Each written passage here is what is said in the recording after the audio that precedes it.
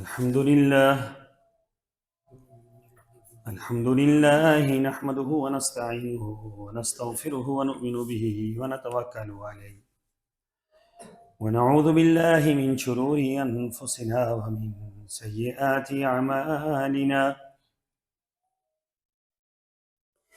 من يهده الله فلا مضل له ومن يضلل فلا هادي له وأشهد أن لا إله إلا الله وحده لا شريك له وأشهد أن محمدًا عبده ورسوله أما بعد فإن أحسن الكلام كلام الله وأحسن الهدي هدي محمد صلى الله عليه وسلم وشر الأمور محدثاتها وكل محدثة بدعة وكل بدعة ضلالة وكل ضلالة في النار. قال الله تبارك وتعالى في القرآن المجيد: أعوذ بالله السميع العليم من الشيطان الرجيم. بسم الله الرحمن الرحيم. يا أيها الذين آمنوا لا تتبعوا خطوات الشيطان ومن يتبع خطوات الشيطان فإنه يأمر بالفحشاء والمنكر ولولا فضل الله عليكم ورحمته ما زكى منكم من أحد أبدا ولكن الله يزكي من يشاء والله سميع عليم. اللهم صل على محمد وعلى آل محمد كما صليت على إبراهيم وعلى آل إبراهيم إنك حميد مجيد. اللهم بارك على محمد وعلى آل محمد كما باركت على إبراهيم وعلى آل إبراهيم إنك حميد مجيد. سبحانك لا علم لنا إلا ما علمتنا إنك أنت العليم الحكيم. اے ایمان والو، شیطان کے نقش قدم پر نہ چلو، اور جو شخص شیطان کے نقش قدم پر چلے گا تو شیطان تو بے حیائی اور برے ہی کاموں کا حکم دیتا ہے،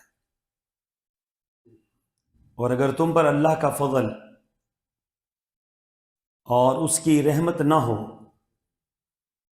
تو تم میں سے کوئی بھی شیطان کی چال سے بچ نہ سکے اور پاک صاف نہ رہ سکے، مگر اللہ جسے چاہے پاک سیرت بنا دیتا ہے، اور اللہ سب کچھ سننے والا اور جاننے والا ہے۔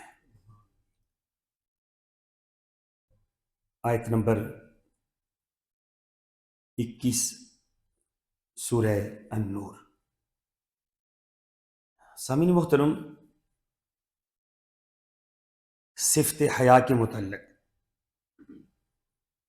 چند گزارشات میں نے آپ کے سامنے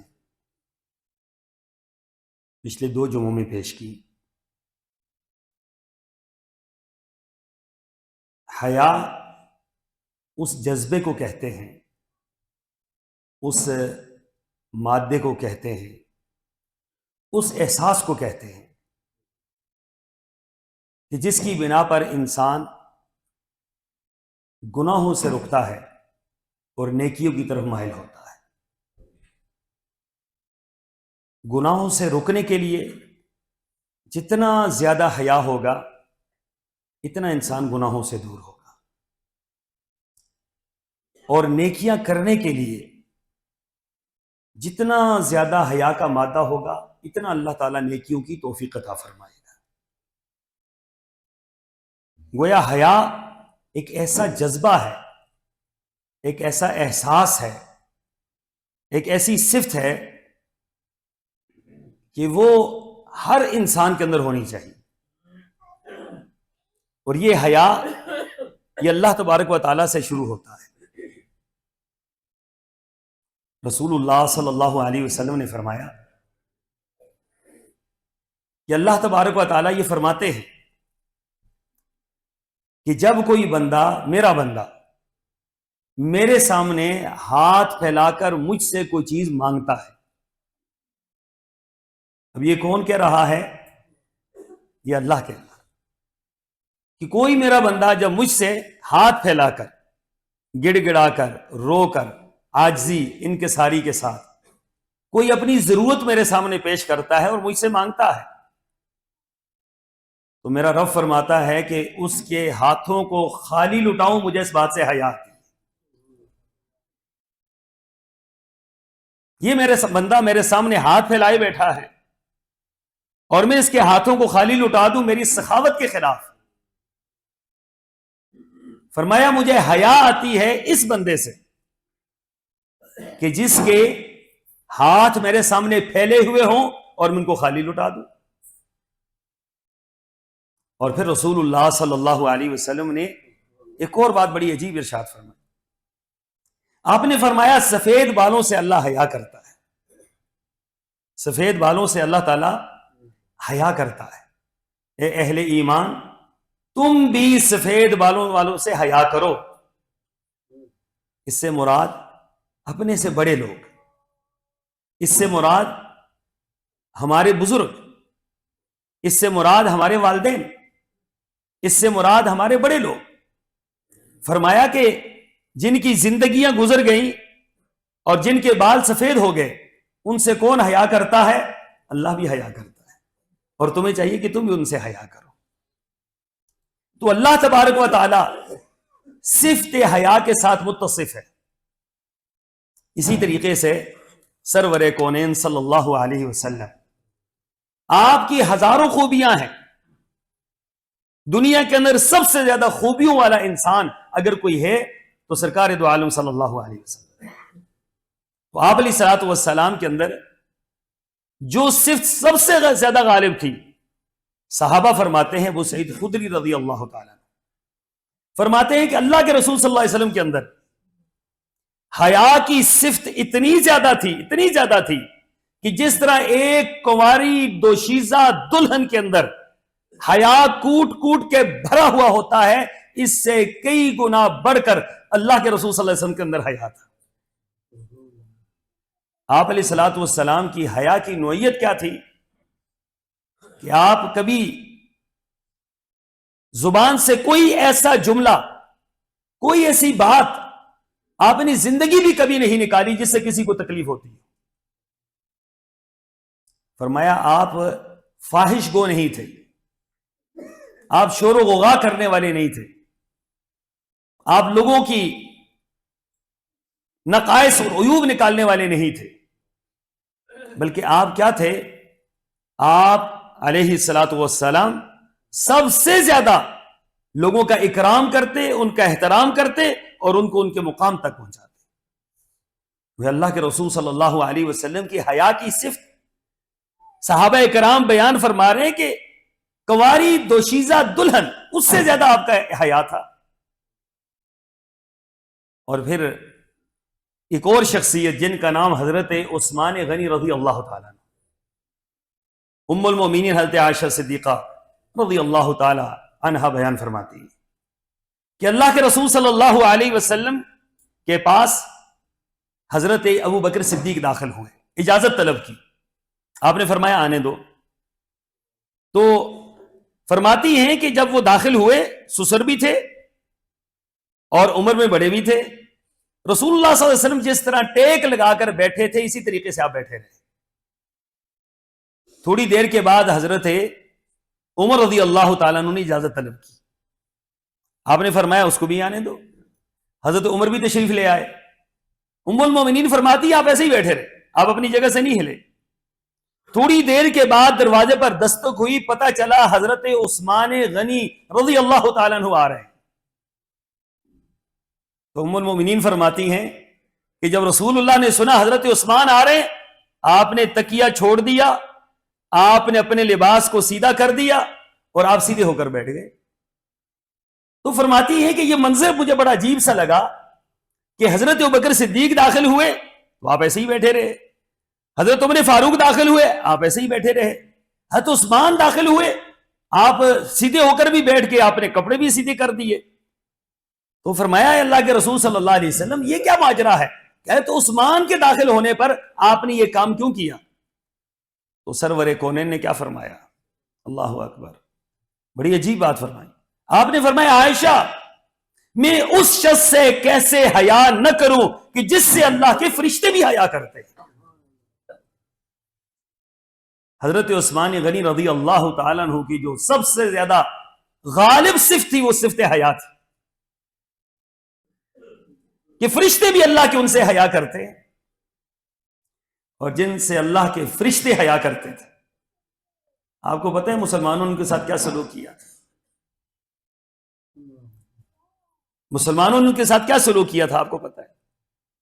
وہ مسجد نبوی کہ جس کی ایک ایک اینٹ حضرت عثمان غنی کی عطا کرتا تھی, وہ مسجد نبوی جس کی وسعت حضرت عثمان غنی کی فیاضی کی دلیل تھی, وہ مسجد نبوی کہ جس کے اندر بہنے والا پانی حضرت عثمان غنی کی ایثار کی مثال تھی, وہ مسجد نبوی جس کی وسعت حضرت عثمان غنی کی وسعت مال کی اور اس کا اللہ کے راہ میں خرچ کرنے کی دلیل تھی, اسی مسجد نبوی سے 40 دن تک نماز پڑھنے سے انہی کو روک دیا گیا تھا, اور اسی مسجد نبوی کے ایک حجرے میں حضرت عثمان غنی کو شہید کر دیا گیا تھا. یہ جو حیا حضرت عثمان غنی رضی اللہ تعالیٰ عنہ کا تھا, اس حیا کی صفت اتنی غالب تھی کہ انہوں نے لوگوں سے کہا کہ میں مسلمانوں کو آپس میں نہیں لڑانا چاہتا, چاہتے تو بہت کچھ ہو سکتا تھا, بہت کچھ ہو سکتا تھا, لیکن انہوں نے اپنے آپ کو پیچھے ہٹا کر رکھا, اپنی جان پر سب کچھ لے لیا, لیکن انہوں نے لوگوں کو آپس میں لڑایا نہیں. یہ صفت حیا کا غلبہ تھا کہ اللہ تبارک و تعالیٰ کے سامنے میں کل پیش ہوں تو میں کم از کم یہ کہہ سکوں میرے رب میں نے ان لوگوں کو جو میرے ماننے والے تھے, جو میرے اوپر جانے نچھاور کرنے والے تھے, ان کو میں نے آپس میں گتھم گتھا نہیں ہونے دیا. حضرت اشجع بن عبد القیس بڑے معروف صحابی, انصاری صحابی, یہ فرماتے ہیں کہ رسول اللہ صلی اللہ علیہ وسلم نے مجھے اپنے پاس بلایا اور بلا کر فرمایا اے اشجع اللہ تبارک و تعالیٰ تو اسے محبت کرتا ہے. اب صحابہ کرام کے لیے یہ بات اتنی بڑی بات تھی کہ اللہ تم سے محبت کرتا ہے, اللہ تو ہر اہل ایمان سے محبت کرتا ہے, لیکن خاص حضرت اشجع کو بلا کر سرور کونین یہ پیغام دے رہے ہیں کہ اشجع تو اس سے اللہ تعالیٰ محبت کرتے ہیں. میں اللہ کے رسول صلی اللہ علیہ وسلم قربان جاؤں, اس کا سبب کیا ہے؟ اللہ مجھ سے محبت کرتے اس کا سبب کیا ہے؟ فرمایا تیرے اندر 2 صفات ایسی ہیں جو اللہ کو محبوب ہیں, ان 2 صفات کی بنا پر اللہ تجھ سے محبت کرتا ہے, ایک صفت حلم ہے اور ایک صفت حیا ہے. حلم عفو درگزر, حیا اللہ کا بھی حیا, لوگوں کا بھی حیا, معاشرے کا بھی حیا, بڑوں کا حیا, چھوٹوں کا حیا, خواتین کا حیا, ہر ایک کا حیا تیرے اوپر غالب ہے. اللہ تبارک و تعالیٰ اس صفت کی بنیاد پر تجھ سے محبت کرتے ہیں. اور اسی طریقے سے رسول اللہ صلی اللہ علیہ وسلم کے مبارک زمانہ میں ایک خاتون جس کو مرگی آتی تھی, ایک مرتبہ وہ کالی کلوٹی خاتون جس کا چہرہ سیاہ تھا, حضرت ابن عباس فرماتے ہیں کہ وہ راستے میں جا رہے تھے تو خاتون آگے سے آ رہی تھی. آپ نے لوگوں سے کہا کہ تمہیں میں بتلاؤں کہ جنتی خاتون کون سی ہے؟ وہ حیران رہ گئے سارے کہ مردوں کا تو سنتے رہتے ہیں، خاتون کا تو بہت کم سنا ہے کہ جس کے بارے میں نام لے کے کہا گیا ہو کہ یہ جنتی ہے. تو فرمایا لوگوں، یہ جو سیاہ رنگ کی خاتون آ رہی ہے، رسول اللہ صلی اللہ علیہ وسلم نے فرمایا کہ یہ خاتون جنتی ہے. صحابہ کرام حیران رہ گئے کہ یہ کیا ماجرا ہے، کیا واقعہ ہے کہ ایک خاتون ہے اور سیاہ اس کی رنگت ہے، کوئی ظاہری کوئی ایسی عمل بھی نظر نہیں آ رہا، تو کس بنا پر اس کو جنت کی بشارت ملی؟ فرماتے ہیں کہ یہ رسول اللہ صلی اللہ علیہ وسلم کے پاس آئی اور آ کر کہنے لگی، اللہ کے رسول مجھے مرگی آتی ہے، میرے لیے دعا فرمائیں کہ مرگی آتی ہے اور اس مرگی سے دو میرے معاملے ہوتے ہیں، ایک تو میں بے ہوش ہو جاتی ہوں اور ایک میرا سطر کھل جاتا ہے. مرگی کی حالت میں سطر کا کھلنا، بیماری کی حالت میں اس کو فکر یہ تھی کہ مرگی کی حالت میں میرا سطر کھل جاتا ہے تو میں کل اللہ تبارک و تعالیٰ کو کیا جواب دوں گی. یہاں درس ہے ان میری بہنوں کے لیے جو جان بوجھ کر اپنا لباس اتار کر لوگوں کو دعوت نظارہ دیتی ہے. یہ ایک مومن خاتون رسول اللہ کی خدمت میں آئی اور بیمار خاتون کہتی ہے کہ مجھے مرگی کا دورہ پڑتا ہے اور اس میں جب میں بے ہوش ہوتی ہوں تو میرا لباس اتر جاتا ہے. تو رسول اللہ صلی اللہ علیہ وسلم نے اسے فرمایا کہ تو کیا چاہتی ہے؟ کہا میرے لیے دعا کریں، میرے لیے دعا کریں کہ میری یہ بیماری ختم ہو جائے. تو رسول اللہ صلی اللہ علیہ وسلم نے فرمایا اگر تو صبر کرنا اس بیماری پر اگر تو صبر کر تو اللہ اس صبر کے بدلے میں تجھے جنت عطا کرے گا. اب اندازہ لگائیں کہ کتنا بڑا سودا کیا اس خاتون نے، لیکن ساتھ ہی ایک بڑی دلچسپ بات کی. اس نے کہا اللہ کے رسول بیماری پر تو صبر کر سکتی ہوں لیکن جو میرا سطر کھل جاتا ہے اس پر صبر نہیں کر سکتی. میرے لیے دعا فرمائیں کہ چلیں بیماری کو میں قبول کر لیتی ہوں جنت کے لیے، لیکن دعا یہ فرمائیں کہ میرا سطر اس بیماری کی وجہ سے نہ کھلے.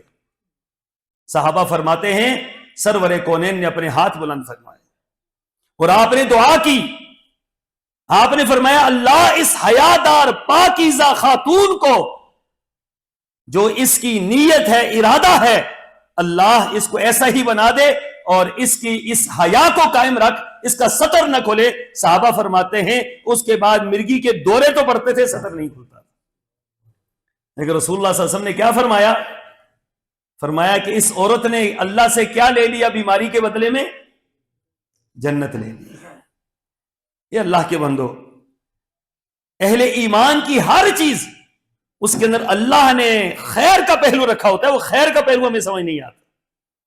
بیماریوں پر واہ ویلا، بیماریوں پر سخت ترین پریشانی کا اظہار عمل کو ضائع کر دیتا ہے. بے صبری، بیماری کے بارے میں طرح طرح کی باتیں، یہ انسان کا اجر ضائع کر دیتا ہے. رسول اللہ صلی اللہ علیہ وسلم نے فرمایا بعض اوقات بندہ بیمار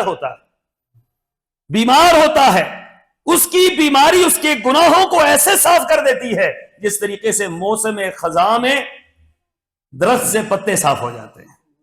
جب یہ اللہ کے سامنے پیش ہوتا ہے تو اس کی بیماری کی وجہ سے جو بیماری آئی اس پر صبر کیا، اللہ تبارک و تعالیٰ اس کو بغیر حساب و کتاب کی جنت میں داخل فرما دیتے ہیں. مومن کی تکلیف اس کے لیے خیر کا باعث، مومن کی بیماری اس کے لیے نجات کا باعث. اس عورت کا حیا اور اس عورت کی صبر، سرور کونین فرماتے ہیں کہ اللہ تبارک و تعالیٰ نے اس خاتون کو جنت عطا کر دی. اسی طریقے سے سیدنا حضرت ابو ہریرہ رضی اللہ تعالیٰ عنہ فرماتے ہیں ایک مرتبہ راستے میں نکلے، ایک خاتون جو مسجد سے نکل رہی تھی، اس کو امت الجبار کہتے تھے، اس کی کنیت تھی. تو حضرت ابو ہریرہ نے دیکھا، پہچان لیا. فرماتے ہیں ام جبار تو مسجد سے آ رہی ہے؟ کہا مسجد سے آ رہی ہے. کہا کہ گزرتے ہوئے مجھے محسوس ہوا تیرے پاس سے گزرتے ہوئے کہ تو نے خوشبو لگا رکھی ہے. خاتون نے خوشبو لگائی اور نکل رہی ہے مسجد سے، تو حضرت ابو ہریرہ نے وہ خوشبو سونگھ لی. فرمایا تو آ رہی مسجد سے ہے لیکن تیرے پاس سے میں گزرا مجھے خوشبو آئی ہے، تو کیا تم نے خوشبو لگا رکھی ہے؟ اس نے کہا ہاں اے ابو ہریرہ میں نے لگا رکھی ہے. تو حضرت ابو ہریرہ نے کیا فرمایا؟ اب یہ وہ عورت ہے جو مسجد سے عبادت کر کے نکل رہی ہے. حضرت ابو ہریرہ نے فرمایا رضی اللہ تعالی، فرمایا اے امت الجبار سنو، سرور کونین نے کیا فرمایا ہے اس عورت کے بارے میں جو خوشبو لگا کر گھر سے نکلتی ہے، چاہے وہ بازار جائے، چاہے وہ مسجد جائے، چاہے وہ کہیں بھی جائے، جو عورت گھر سے خوشبو لگا کر نکلتی ہے، فرمایا لا تقبل صلاۃ امرات، فرمایا اس عورت کی نماز قبول نہیں ہوتی، کوئی نماز قبول نہیں ہوتی جب تک وہ واپس اپنے گھر کی طرف جائے اور جا کر غسل جنابت نہ کرے، اس وقت تک اس کی کوئی عبادت قبول نہیں. اور اس حالت میں اگر وہ مر جاتی ہے تو ایمان پر نہیں مرے گی وہ عورت جو گھر سے خوشبو لگا کر نکلتی ہے. کیوں؟ عورت کا گھر سے خوشبو لگا کر نکلنا عورت کے حیا کے منافی. جب خوشبو لگا کر عورت باہر سے گھر سے نکلتی ہے تو سرکار دو عالم صلی اللہ علیہ وسلم نے فرمایا استشرفہ الشیطان، شیطان اس کو مزین کر کے لوگوں کے سامنے پیش کرتا ہے اور شیطان اس کو دیکھتا ہے، شیطان لوگوں کو دکھاتا ہے، یہاں تک کہ اس عورت کی عزت کو تار تار کر کے رکھ دیا جاتا ہے. تو رسول اللہ صلی اللہ علیہ وسلم کے صحابہ سبحان اللہ کس قدر نکیر فرما رہے ہیں، سختی فرما رہے ہیں اس عورت کے اوپر جو مسجد سے نکلتے ہوئے خوشبو لگا کر جا رہی ہے. اس لیے اما عائشہ صدیقہ رضی اللہ تعالی عنہ بیان فرماتی ہیں، فرمایا جب تم مسجدوں کی طرف آؤ تو سادی سودی آؤ، مکمل حجاب کے اندر آؤ، خوشبو لگا کر نہ آؤ، ہار سنگار کر کے نہ آؤ، مسجد کے اندر آتے ہوئے بالکل سادی حالت میں، بالکل سادی حالت میں آؤ. لیکن جب اپنے خاوندوں کے سامنے جاؤ تو بناؤ سنگار کر کے جاؤ. صرف عورت کا اپنے خاوند کے لیے بناؤ سنگار جائز ہے، باقی کسی کے لیے جائز نہیں، صرف اپنے خاوند کے لیے. باقی محرم رشتہ دار ان کے لیے بناؤ سنگار جائز نہیں، صرف اپنے خاوند کے لیے عورت بناؤ سنگار کر سکتی ہے اور اس کی اجازت بھی ہے، وہ لازم بھی ہے، مستحسن بھی ہے اور رسول اللہ صلی اللہ علیہ وسلم کا پسندیدہ عمل بھی ہے. آپ نے اپنی ازواج مطہرات کی اس بارے میں حوصلہ افزائی فرمائی، لیکن گھر سے باہر نکلتے ہوئے سادہ ہو کر نکلے، اس انداز سے ہو کر نکلے کہ کسی کی نگاہ یہ نہ جان سکے کہ یہ عورت بوڑھی ہے یا جوان ہے، یہ کم عمر ہے یا زیادہ عمر ہے. پردے کا معنی یہی ہے، پردے کا معنی یہی ہے کہ یہ جانچ نہ سکے کوئی دیکھنے والا کہ یہ کس قسم کی عورت ہے کیا نہیں ہے. پردہ ایسا ہو کہ اس کو کوئی اس کی حیت لوگوں کے سامنے ظاہر نہ ہو. تو رسول اللہ صلی اللہ علیہ وسلم نے صحابہ کرام کو اس بارے میں سخت ترین جو ہدایات دی، فرمایا خبردار عورتوں کو دیکھا کہ راستے میں چلتے ہوئے مردوں کے ساتھ مل کے چل رہی ہیں، آپ نے فرمایا یا معاشر النساء، اے عورتوں کی جماعت، خبردار مردوں کے درمیان نہ چلو، یہ حیا کے منافی ہے، اس سے بے حیائی کا شبہ ہے، بے حیائی کا غلبہ ہو سکتا ہے اس سے. فرمایا کہ کناروں پر چلو. اب ان عورتوں نے کیا کیا جو صحابیات تھی، قربان جائیں یہ دین کے اولین مخاطب تھی اور دین کو سمجھنے والی تھی. سرور کونین نے فرمایا تو پھر انہوں نے کیا کیا؟ صحابہ فرماتے ہیں پھر یہ اتنا دیواروں کے ساتھ چپکتی تھی، اتنا دیواروں کے ساتھ چپکتی تھی کہ بعض اوقات ان کی اوڑھنیاں، ان کی چادریں دیوار کے ساتھ لگ لگ کے وہ گھس جایا کرتی تھی، پھٹ جاتی تھی، لیکن یہ مردوں کے درمیان نہیں آتی. ایک عورت رسول اللہ صلی اللہ علیہ وسلم کے پاس آئی، اس نے کہا اللہ کے رسول صلی اللہ علیہ وسلم عورت کا لباس کہاں تک جانا چاہیے؟ لباس جو شلوار ہے، چادر ہے، کہاں تک جانی چاہیے؟ آپ نے فرمایا حیا کا تقاضا یہ ہے عورت کے لیے کہ اس کی جو چادر ہے وہ پاؤں سے ایک بالشت نیچے ہو، ایک بالش نیچے، زمین پر گھسٹ رہی ہو. تو خاتون پوچھتی ہیں اللہ کے رسول صلی اللہ علیہ وسلم کہ راستے میں کوئی گندگی بھی ہوگی اور وہ کیا کرے گا؟ کپڑے کو گندا کر دے گی، مٹی لگ جائے گی، وہ کپڑے ناپاک ہو جائیں گے. تو سرور کونین نے کیا فرمایا؟ آپ نے یہ نہیں فرمایا کہ نہیں اب اوپر کر لو تاکہ تمہاری ٹخنے نظر آ جائیں، تمہاری پنڈلیاں نظر آ جائیں، نہیں، فرمایا کہ اس کو نیچے ہی رہنے دو، ایک جگہ پر اگر گندی مٹی ہوگی دوسری جگہ پاک مٹی بھی ہو جائے گی اور تمہارے کپڑے پاک ہو جائیں گے۔ یہ نہیں اجازت دی کہ اس کو اوپر کیا جائے، یہ کہا کہ یہ نیچے ہی لٹکا رہے گا، کپڑا اوپر نہیں ہوگا۔ کیوں کہ عورت کے ٹخنے بھی، اس کے پاؤں بھی جو ہیں کس میں ہیں؟ وہ پردے میں شامل ہے، اور حیا کا تقاضا ہے کہ اس کو ڈھانپا جائے۔ اس لیے یاد رکھیں اللہ کے رسول صلی اللہ علیہ وسلم کا دین بڑا واضح دین ہے، اور آپ کی بتلائی ہوئی ہدایات معاشرے کے لیے سب سے بہترین اور سب سے خوبصورت ہیں۔ ہمیں ان چیزوں کو ملحوظ خاطر رکھ کر اپنے آپ کو ان کے مطابق چلانا ہے، تاکہ صفت حیا ہمارے اندر موجود رہے، ہمارے معاشرے میں موجود رہے، ہمارے گھروں کے اندر موجود رہے، اور اس سے اللہ کا قرب نصیب ہو اور نیکیاں کرنے میں ہمارے لیے آسانی ہو۔ اللہ مجھے اور آپ کو عمل کی توفیق عطا فرمائے۔ وآخر دعوانا ان الحمد للہ رب العالمین۔